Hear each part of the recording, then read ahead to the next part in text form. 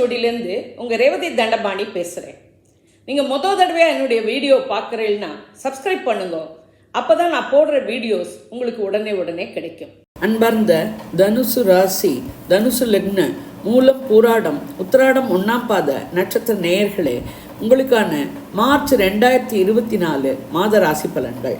உங்கள் ராசிநாதனும் 4 குடையனுமான குரு 6ஆம் இடமான ரிஷபத்தில் சஞ்சரிக்கிறார்.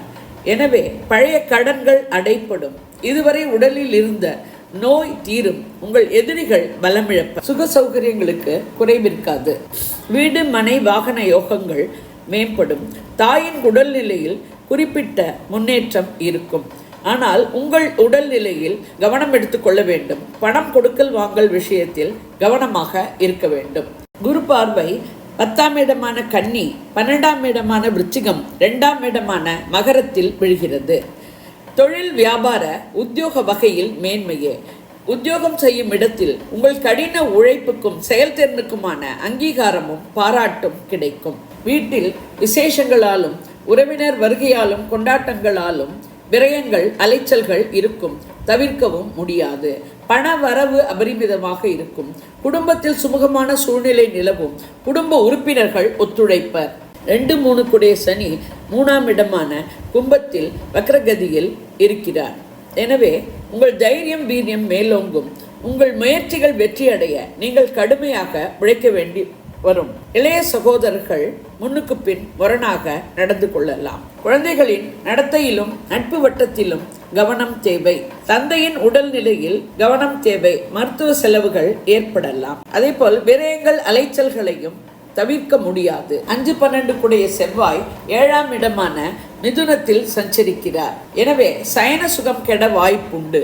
கணவன் மனைவி இடையே அந்யோன்யமும் அன்பு பாசமும் நிலைக்க வேண்டும் என்றால் ஒருவருக்கொருவர் விட்டு கொடுத்து செல்ல வேண்டும். அனாவசியமான கோபத்தையும் ஹீட்டட் ஆர்குமெண்ட்ஸையும் தவிர்ப்பது நன்மை தரும். நண்பர்கள், தொழில் கூட்டாளிகள் ஒத்துழைப்பது கடினம். 6-11 குடைய சுக்கிரன் மாத முதல் பகுதியில் 10ஆம் இடமான கன்னியில் நீச்சமாக கேத்துவுடன் இணைந்து சஞ்சரிக்கிறார். மாத பிற்பகுதியில் 11ஆம் இடமான துலாத்தில் மூலத்திற்கோணத்தில் ஆட்சியாகிறார். மாத முற்பகுதியை விட பிற்பகுதி மேன்மையானதாக இருக்கும். மாத முற்பகுதியில் நீர் சம்பந்தமான சிறு உடல் கோளாறுகள் ஏற்பட வாய்ப்புண்டு. மாத பிற்பகுதியில் நீண்ட நாளைய ஆசைகள் நிறைவேறும். எதிர்பாராத லாபங்கள் கிடைக்கும். மூத்த சகோதரர்கள் ஒத்துழைப்பர். பெண்களின் தேவைகள் யாவும் மாத பிற்பகுதியில் பூர்த்தியாகும். பெண்கள் வீட்டிலும் அலுவலகத்திலும் மாத பிற்பகுதியில் மேன்மை அடைவர். கலைத்துறையினருக்கும் மாத பிற்பகுதியே மேன்மையானதாக அமைகிறது. திருமண ஏற்பாடுகள் செய்து நடத்த மாத பிற்பகுதி உகந்தது. காதல் வாழ்க்கை ஏற்ற இறக்கத்துடன் இருக்கும். பிற்பகுதியில் ஓரளவு சமாதானம் ஏற்படும். 7-10 குடைய புதன் மாத முதற்பகுதியில் 9ஆம் இடமான சிம்மத்திலும் மாத பிற்பகுதியில் 10ஆம் இடமான கன்னியில் உச்சமாகி கேத்துவுடன் இணைந்து சஞ்சரிக்கிறார். எனவே மாத முற்பகுதி மாணவர்களுக்கு மிகவும் உகந்ததாக இருக்கும். உயர்கல்வி, ஆராய்ச்சி கல்வி போன்றவை வெளிநாட்டிலோ வெளி மாநிலத்திலோ படிப்பதற்கான வாய்ப்புகள் அமையும். நல்ல மதிப்பெண்கள் கிடைத்து விரும்பிய இடத்தில் விரும்பிய பாடம் படிக்கும் சூழ்நிலை ஏற்படும். மாத பிற்பகுதி அவ்வளவு சாதகமாக இல்லை. கணவன் மனைவி உறவில் ஒற்றுமையும் அந்யோன்யமும் ஏற்பட ஒருவருக்கொருவர் விட்டு கொடுத்து செல்ல வேண்டும்.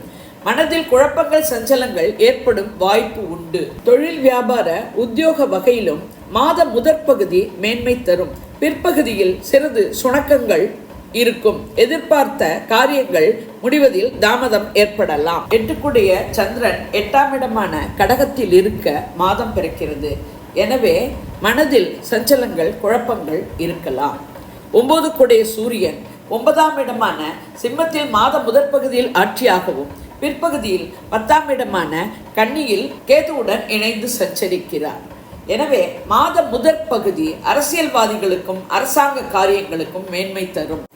மாத முதற்பகுதியில் தந்தை வழி உதவியும் ஆதரவும் கிடைக்கும். நாளில் இருக்கும் மீன ராகுவாலும் 10இல் இருக்கும் கன்னி கேத்துவாலும் ஏற்படும் குழப்பங்கள், சஞ்சலங்கள் தீர தெய்வ வழிபாடு, ஆன்மீக சிந்தனை இவற்றுடன் யோகா, தியானம் போன்றவை கை கொடுக்கும். பெருமாள் வழிபாடும் துர்க்கை வழிபாடும் மேன்மை தரும். சந்திராஷ்டம தினங்கள் செப்டம்பர் 1, 27, 28, 29. சந்திராஷ்டம தினங்களில் உஷாராக இருக்கவும், பயணங்கள் புதிய முயற்சிகளை தவிர்க்கவும், வண்டி வாகனங்கள் ஓட்டும் போது கவனமாக இருக்கவும், வம்பு வழக்குகளை தவிர்க்கவும்.